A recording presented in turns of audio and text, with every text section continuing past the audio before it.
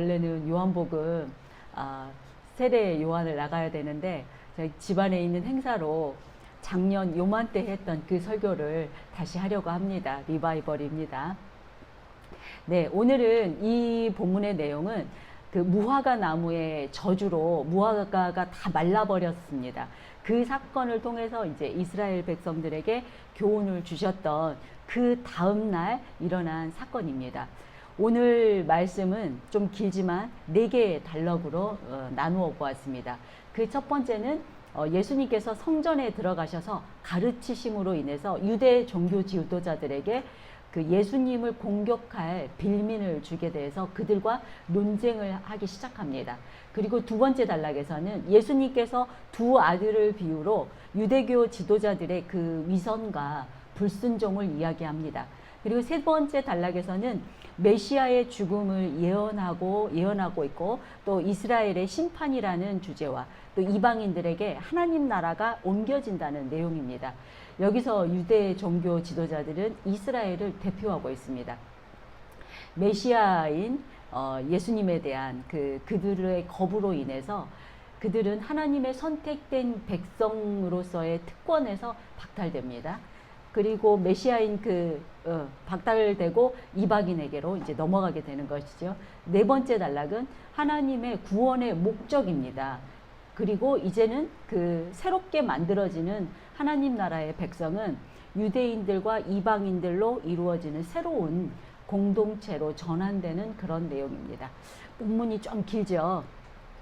오늘 말씀을 준비하면서 제목을 뭘로 할까 하다가 지난번에는 예수님의 권세였는데 하나님의 은혜로 정했습니다. 하나님의 사랑과 은혜가 아니면 우리는 누구도 구원받을 수 없는 존재라는 것을 다시 한번 깨닫게 된 말씀이었습니다. 오늘 예수님께서 말씀하시는 가르침으로 지금 현재 우리의 모습을 볼 수 있었기 때문입니다. 오늘 말씀을 통해서 하나님의 은혜로 저와 여러분 모두 구원의 은혜가 깨달아지는 시간이 되기를 소망합니다. 먼저 첫 번째 단락입니다. 23절 처음 시작할 때 예수께서 성전에 들어가 같이 가르치실세 이렇게 시작합니다. 예수님이 성전에 들어가서 가르치신다고 합니다. 당시에 유대 종교 지도자들은 그 백성들로부터 지지를 받고 있는 그 예수님으로 인해서 위기감을 느끼고 있는 상황입니다. 그래서 그들은 예수님을 넘어뜨리기 위해서 계속해서 따라다니면서 공격하고 있는 그런 시기였죠. 그렇게 공격을 해왔었는데 그런데 오늘은 마침 이때다 싶은 마음으로 더 적극적으로 집요하게 공격합니다. 왜냐하면은 성전에서 가르치는 것으로 인해서 자신들의 권위에 침해를 당했다고 생각하는 것이기 때문에 더 위기감을 느끼고 더 이제 공격하고 있는 것입니다. 당시에 성전에서 가르친다는 것은 어떤 공인된 랍비들에게만 허용된 그런 일이었습니다. 회당과는 다르죠. 성전은 회당과는 다릅니다. 실제로 당시에 누구나 랍비가 될 수 있는 것은 온 백성들에게 열려 있었습니다. 그러나 그 길이 결코 쉽지 않는 길이었습니다. 언젠가도 한번 말씀드렸지만 우리나라로 치면은 과거 조선시대에 장원급제 그 제도는 양반들만 보는 게 아니라 평민들에게도 다 열려 있었습니다. 그렇지만 평민에게까지 열려 있었지만 평민들이 그 공부를 해서 장원급제 하기까지는 정말 너무나 어려운 길이었습니다. 선생님을 만나기도 힘들고 정말 먹고 살기도 힘든데 그 길 가기 힘들죠. 그래서 그리고 이제 그 평민 중에 누구 한두 사람이 합격한다 해도 뭐 장원급제는 아니라도 합격한다고 해도 그 집안 뒷배경도 없고 또 이렇게 한미한 그런 평민의 자녀로서는 높은 지위에까지는 올라갈 수가 없었던 그런 상황이었죠. 그런 것처럼 그 당시에 이스라엘에서도 어렸을 때부터 거기는 다 모세오경을 외우고 그 공부를 하죠. 그래서 통으로 외우기를 시켜서 10세 전후에 시험을 본다고 합니다. 그래서 그 합격을 하면은 상급 도시로 유학을 보내가지고 이제 본격적으로 성경 공부를 하게 됩니다. 정말 우리 그 옛말에 그 개천에서 용났다고 할 수 있죠. 그래서 이제 그들이 합격을 하면 이제 소도 팔고 양도 팔고 그래갖고 이제 상급 학교에 이제 유학을 보내서 그 공부를 시켰어요. 그런데 시골 출신이고 가문 배경도 없는 그들이 최고의 그 공부까지 하더라도 그 랍비가 되지 않고 그냥 하급 관리에 머물렀다고 합니다. 그게 이제 어떤 차이가 아니냐면 이제 우리가 사도 바울 같은 경우는 좀 그 대전 그러니까 로마 시민권을 갖고 있었고 돈도 있었고 그래서 그 가말리엘 그 문화에서 사사를 받을 수 있을 만한 그런 어떤 저기 이제 권력이 있는 제사장 가문이었기 때문에 그 사람은 그렇게 올라갈 수 있었지만 이렇게 평민 출신이었던 그런 사람들은 고액 과외를 받을 수도 없고 또 이렇게 그러니까 어떤 쟁쟁한 이렇게 집안과는 실력이 이제 좀 비교도 됐겠지만 또 그들이 본래 그 권력을 가졌던 그런 집안에서는 자신들의 권력을 나누어 가지려고 하지 않습니다. 그래서 어떤 이렇게 개천에서 용났다고 해도 최고의 제사장 가문은 될 수가 없었던 것이죠. 그것처럼 지금 예수님이 어떤 베들레헴의 시골에서 올라온 그런 제대로 교육을 받지 못한 그런 그 출신입니다. 베들레헴 출신, 그 판자촌 그런 우리로 말하면 판자촌 그런 출신인데 어떤 성전이 예루살렘 성전에 와서 가르친다는 것은 그들에게는 그 어떤 이제 공격할 수 있는 빌미가 되는 것이죠. 최고의 빌미가 됐던 것입니다. 그래서 여기가 감히 어디라고 네가 이런 데 와서 가르쳐? 이런 뉘앙스인 것입니다. 그래서 이제 공격을 하죠. 어떻게 공격을 합니까? 23절 후반부입니다. 대제사장들과 백성의 장로들이 나와 이르되 내가 무슨 권위로 이런 일을 하느냐 또 누가 이런 권위를 주었느냐 하고 이렇게 공격하고 있습니다.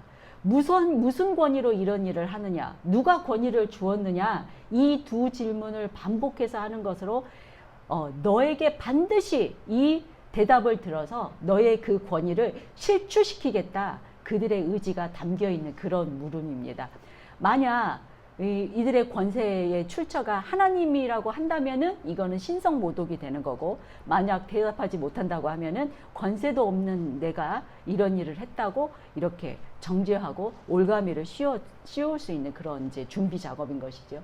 그런데 예수님은 그들의 이런 덫에 당하실 분이 아니시잖아요. 24절에 보면은 예수님께서 대답하시되 나도 한 말을 너희에게 물으리니 너희가 대답하면 나도 무슨 권위로 이런 일을 하는지 이르리라. 아멘입니다. 이렇게 역으로 질문을 합니다.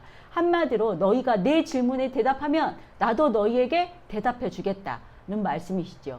그래서 25절 26절에 보면은 요한의 세례가 어디로부터 왔느냐 하늘로부터냐 사람으로부터냐 그들이 서로 의논하여 이르되 만일 하늘로부터라 하면 어찌하여 그를 믿지 아니하였느냐 할 것이요 만일 사람으로부터라 하면 모든 사람이 요한을 선지자로 여기니 백성이 무섭다 하여. 네. 예수님의 질문이 이들을 곤란하게 한 그 내용이 입니다.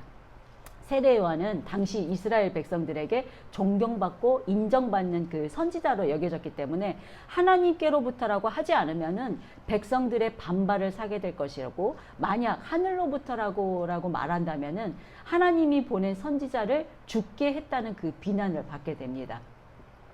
그들은 이 질문의 의도를 파악하게 되어서 지금 어떻게 할까 서로 머리를 맞대고 의논하고 있는 중입니다. 그리고 이제 세례 요한은 예수님을 하나님의 어린 양이라고 직접 말한 적이 있습니다. 그렇기 때문에 이 의미는 예수님은 메시아다라는 뜻이 됩니다. 그래서 지금 이들은 그 사실을 인정하고 싶지 않기 때문에 대답을 못하고 있고 또 잘못 그 대답을 했다가는 이스라엘 백성들의 그 눈치를 보고 있는 상황에서 이러지도 저러지도 못하고 있는 그런 상황입니다. 예, 그래서 대답하지 못하는 그 이유의 의도에 깊이 들어가 보면은 자신들의 종교적이고 정치적 그 위치와 기득권을 유지하기 위해서는 백성들의 지지도 받아야 하기 때문에 사람들의 눈치를 지금 너무 보고 있다는 뜻입니다. 그리고 가장 중요한 그 하나님의 뜻을 보려고도 하지 않는다는 것이 이들의 문제입니다.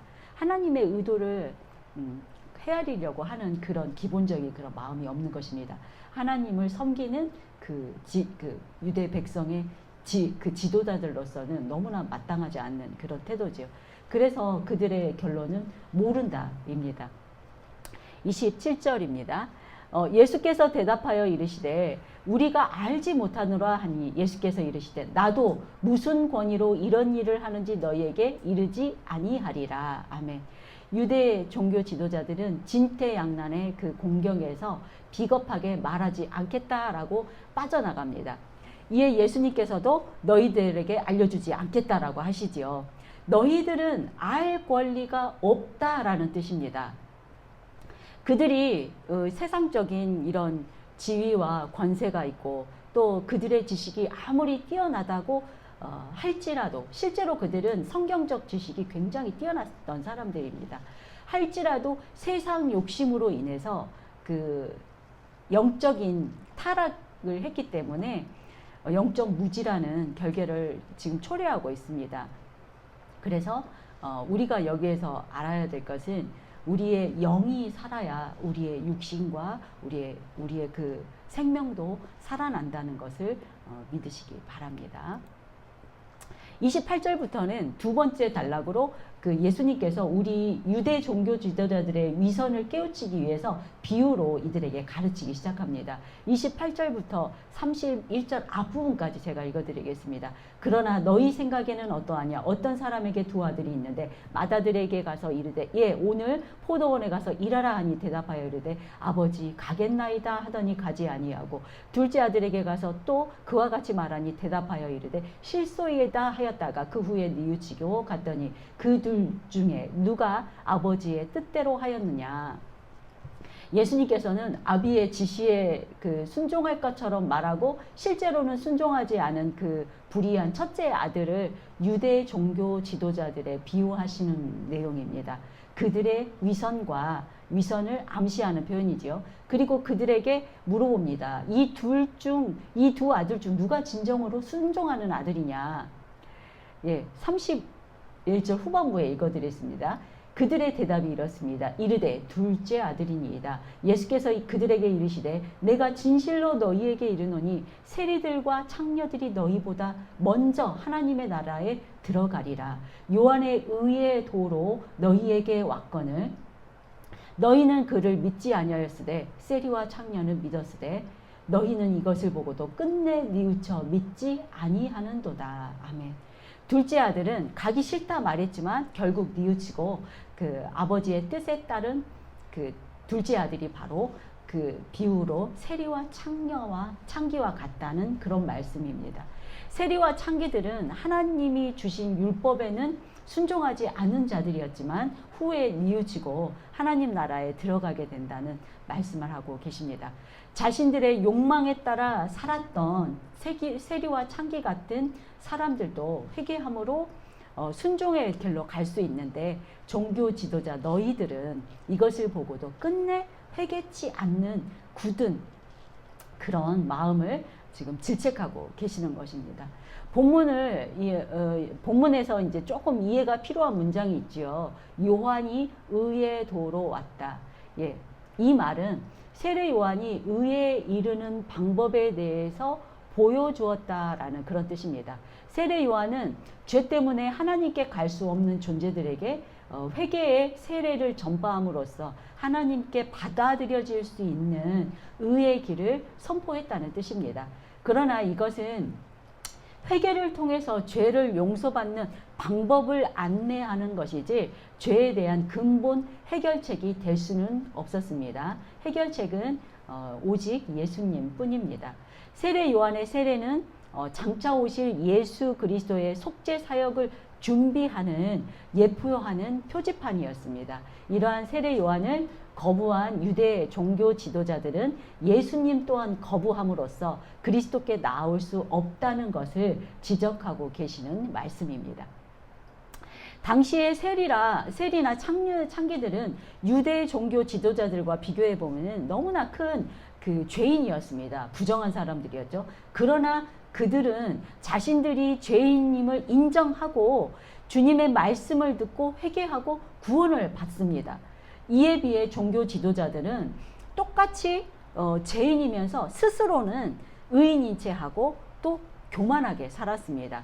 그들은 스스로 의인이기 때문에 회개할 줄도 몰랐고 구원자인 예수님마저도 십자가에 못 박아 죽이고 말았습니다. 여러분, 아무리 신앙생활을 오래 하고 직분이 높고 또 그 신앙생활을 잘하고 있다고 자만하고 이런 사람들에게 이렇게 일침을 놓는 그런 말씀입니다. 너희들 교만하지 말아야 하겠다. 그런 말이죠. 교만한 마음에는 회개하려는 마음이 없습니다. 그러나 낮은 자리에 있을 때, 세리나 창녀처럼 낮은 자리에 있을 때 자신이 죄인임을 인정하게 되지요. 예. 저와 여러분 모두 이렇게 낮은 자리로 나아가서 회개함으로 더욱 하나님 앞에 겸손히 향하게 하시고 더욱 순종하시기를 소망합니다. 예, 33절부터 세 번째 단락입니다. 포도원 주인이 농부들의 비유를 통해서 종교 지도자들에게 그들의 실체를 알려주면서 강하게 경고하고 계십니다. 33절에서 36절까지의 말씀입니다. 다른 한 비유를 들으라. 한 집 주인이 포도원을 만들어 산 울타리로 두르고 거기에 즙 짜는 틀을 만들어 망대를 짓고 농부들에게 새로 주고 타국에 갔더니 열매 거둘 때가 가까움에 그 열매를 받으려고 자기 종들을 농부들에게 보내니 농부들이 종들을 잡아 하나는 심히 때리고 하나는 죽이고 하나는 돌로 쳤거늘 다시 다른 종들을 처음보다 더 많이 보내니 그들에게도 그렇게 하였는지라. 아멘. 앞에 두 아들의 비유로는 그들의 위선과 불순종을 말씀하셨다면은 13절 이하의 그 비유로는 유대 종교 지도자들의 죄악을 지적하고 계십니다. 당시 유대인들에게 이해하기 쉬운 그 포도원의 비유를 사용하시고 계시지요. 포도원을 만들고 울타리와 망대와 즙 짜는 틀을 만들어서 새를 주었다는 그 비유는 포도원의 그들에게 그 당시에 있었던 흔한 일입니다. 그 포도원의 주인은 그 하나님께서 농부로 비유된 하나님을 농부로 비유한 것이죠. 그리고 그들을 이제 비유된 종교 지도자들에게 모든 시설을 갖추고 신앙생활을 잘할 수 있도록 그렇게 했다는 뜻입니다. 실제로 그 유대인들은 하나님으로부터서 이제 선택을 받았고 율법도 이렇게 받았고 또 선지자들을 통해서 큰 은혜는 받았지만 탐욕으로 인해서 타락하고 하나님을 배반하고 악한 농부들과 같이 악한 행동을 한 것과 같은 그런 비유입니다. 그 농부들이 심히 때리고 죽이고 돌로 쳤지만 하나님은 한 번 더 기회를 주시죠. 그러나 또 그들에게 그 악한 범행을 했습니다. 정말 인간의 악함은 너무나 잘 보여주는 그런 비유이지요. 우리들도 하나님을 하나님으로 알지 못했을 때 우리들도 이렇게 될 수밖에 없을 것입니다. 저와 여러분은 죄악과 탐욕을 버리고 하나님 알기에 더욱 힘써야 하겠습니다.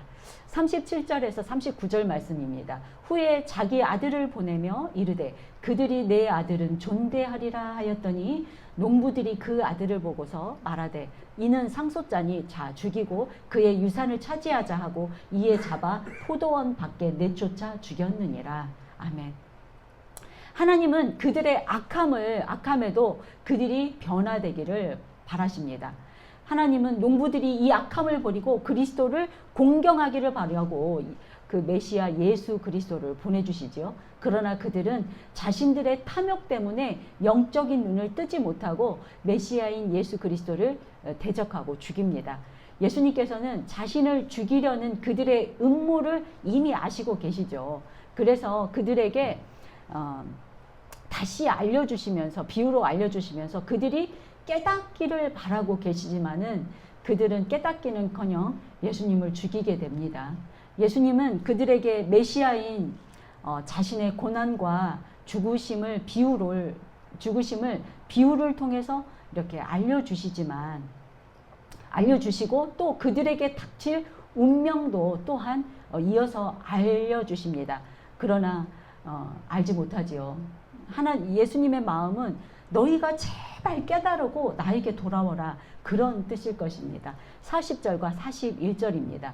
그러면 포도원 주인이 올 때에 그 농부들을 어떻게 하겠느냐. 그들이 말하되 그 악한 자들을 진멸하고 포도원은 제때에 열매를 바칠 만한 다른 농부에게 새로 줄지이다 하고 이렇게 그들은 그 대답을 이렇게 옳은 대답을 합니다.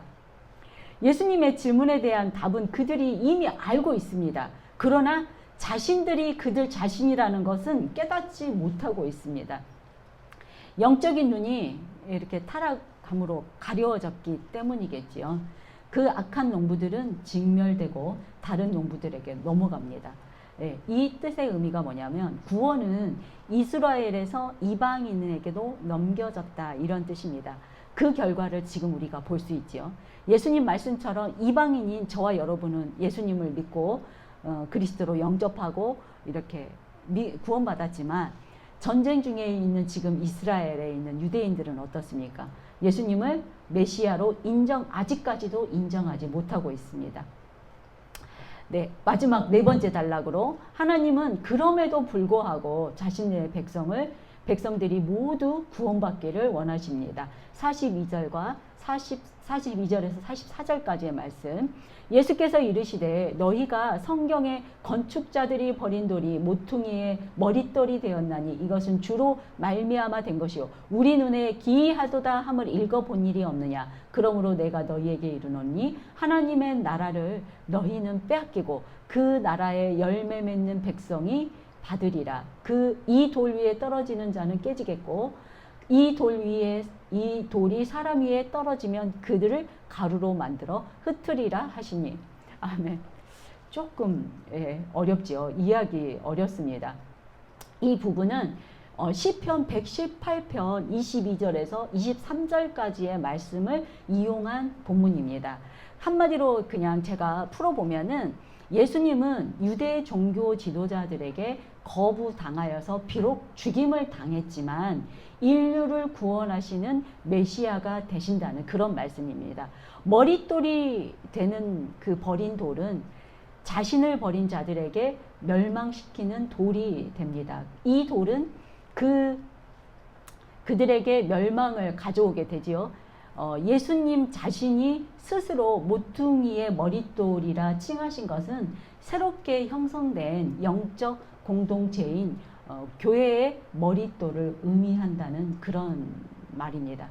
예, 그러므로 너희들 메시아인 예수를 배척함으로 악한 종교 지도자들의 이런 받게 되는 영원한 멸망에 대해서 말씀하고 계시는 구절입니다. 그렇습니다. 우리의 구원은 부와 명예와 권세가 아닌 모퉁이돌 되시는 예수님을 믿음으로만 가능하다는 그런 결론입니다. 45절에서 46절입니다. 대제사장들과 바리새인들이 예수의 비유를 듣고 자기들을 가리켜 말씀하심인 줄을 알고 잡고자 하나 무리를 무서워하니 이는 그들이 예수를 선지자로 알미더라. 아멘. 예수님의 비유를 들은 종교 지도자들은 그들의 반응이 45절, 46절입니다. 이들은 예수님의 말씀을 듣고 그 뜻을 이해합니다. 알게 됩니다. 그러나 예수님의 비유의 말씀을 이해했음에도 불구하고 자신들의 이 불순종과 악함에 대해서 회개하려는 그런 기회로 삼지 않고 더욱더 마음이 악하여져서 예수님을 잡고자 하는 것입니다. 하지만 백성들의 눈치를 보기 때문에 또 그 자리에서 바로 행동으로는 옮기지 못하고 있습니다.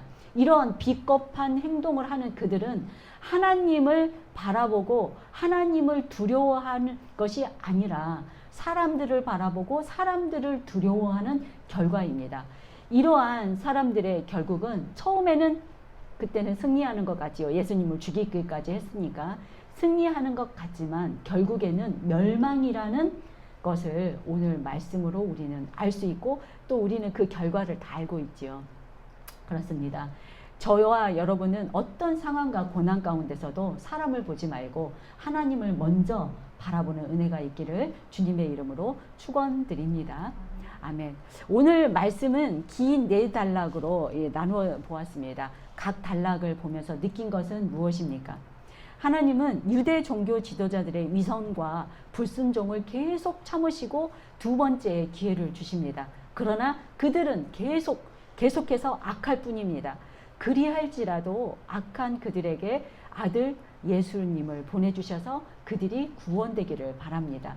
그러나 그들은 예수님을 배척하고 십자가에 못 박아 죽입니다. 그렇다는 결론을 미리 이미 알고 계신다 할지라도 예수님은 또 계속해서 말씀하십니다. 제발 듣고 깨달으라. 예수님의 마음은 왜 그렇습니까? 포기하지 않으시는 하나님이기 때문입니다. 만약 하나님께서 그들을 포기했었다면은 이렇게 계속해서 그들이 알고 깨달으도록 계속 말씀하실 리가 없습니다. 아마도 유대인들에게 복음이 들어갈 때까지 계속 되지 않을까 그런 생각이 듭니다. 오늘 본문의 유대 종교 지도자들과 이스라엘 백성들의 모습은 지금 우리들의 모습과 다를 것이 없습니다. 두 아들의 비유와 포도원의 악한 농부의 모습은 바로 지금 우리의 모습이라는 생각이 들었습니다. 이들처럼 우리들이 매주 예배를 드리고 하나님을 바라본다 할지라도 우리 삶 속에 들어가 있는 우리의 삶의 모습은 불순종의 모습이 그대로 보이지 않습니까? 탐심으로 가득 찬 악한 농부의 모습이 바로 우리의 모습이 아닐까 이런 생각을 해봅니다.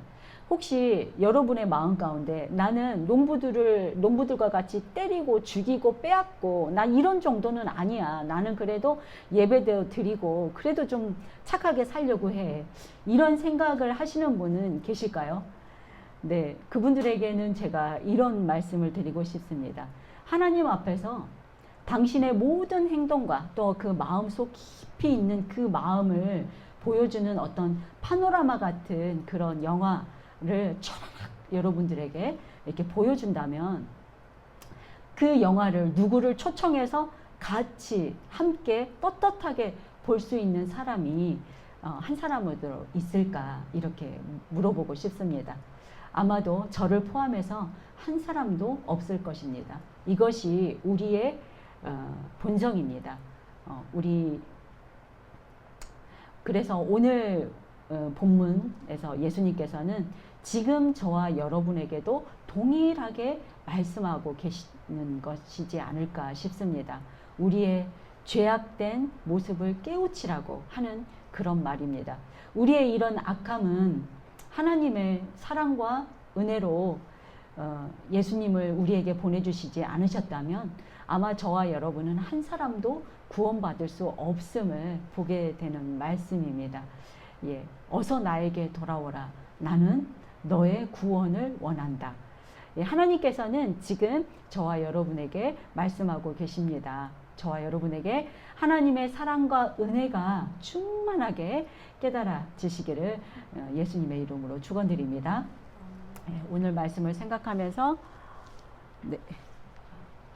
결단의 기도하겠습니다.